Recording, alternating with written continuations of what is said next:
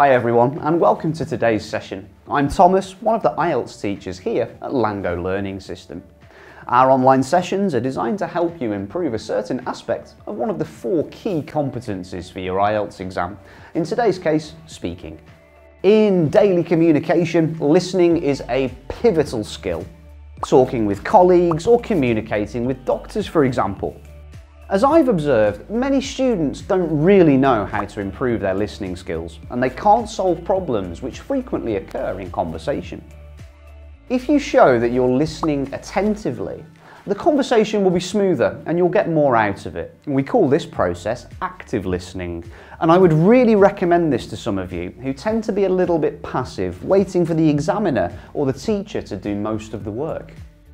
Can you imagine a situation in which you're talking with a person but they look around, they don't focus on what you say or even just reply in a cursory manner? It's irritating, right? Well, if any of you frequently find yourself in this situation, hopefully this video will help. I'll teach you some techniques to help you avoid misunderstandings or potential conflict when communicating.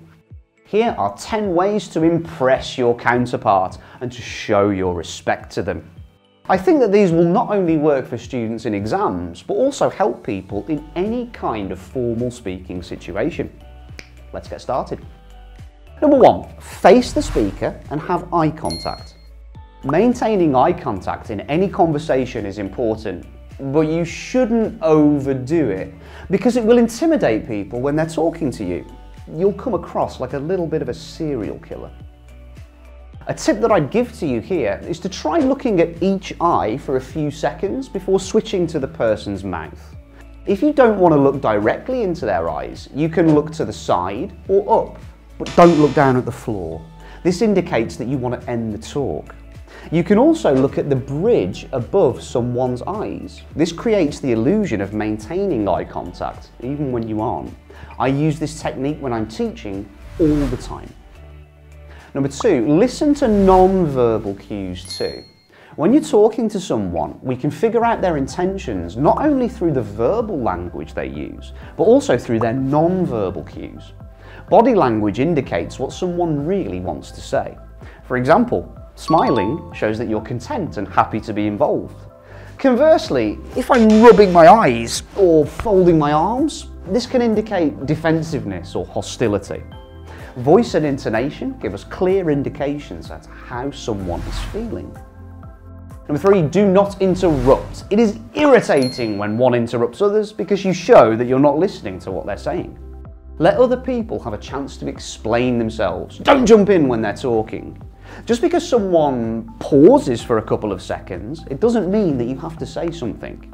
You should let them finish their ideas to make sure you've understood comprehensively. Even interruptions that are related to something that they've said can be distracting if it means that the conversation gets sidetracked from what they were trying to tell you. If this does happen, you should steer the conversation back with, "So you were telling me about?" Number 4, listen without judging or jumping to conclusions. When you're listening emotionally and attentively, your reaction can get in the way of what the speaker might say next. You should focus on listening. Don't visibly react to people before they finish. This can be off-putting at best. Number 5, don't start planning what to say next. A mistake a lot of you make is planning out before.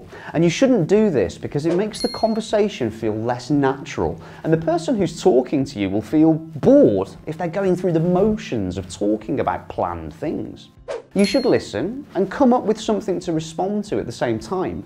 Try to be more spontaneous. I appreciate the irony of this statement, but it's the best piece of advice I can give you. Listen to native speakers talking in their natural environments if you have the opportunity. Number 6, show that you're listening. Instead of fidgeting, you can nod your head or respond using short phrases like yes, and which shows that you're listening attentively. Number 7, don't impose your opinions or solutions on other people. It's really difficult to avoid putting our own opinions across when we listen to others, but we have a tendency to tell people what they should do. It could be better if you lend a supportive ear in case they need solutions, you could first ask whether they want to listen to the solutions. Then you could say something like, would you like to hear my suggestions? Number 8, stay focused. Whenever you can't focus on what people are saying, try to repeat what they've said in your mind. This can help you to focus and concentrate more and to understand the main message. Number 9, ask questions. You can show that you've been listening to what's been said by asking relevant questions. If you don't get your answer, wait until they finish speaking and then you can ask questions like, did you mean X? Or, I'm not sure I understood what you were saying about Y. Some kind of open-ended questions can be used, like, how did that make you feel? What did you do next? Finally, number 10, paraphrase and summarize. Another way you can show your attention is clear is to restate what the speaker said in a different way to ensure that you've understood it comprehensively.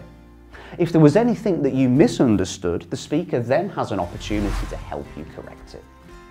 I really hope that you found this video useful in helping you prepare for your IELTS test. If you'd like to sign up for courses here at LangGo, please click on the link below.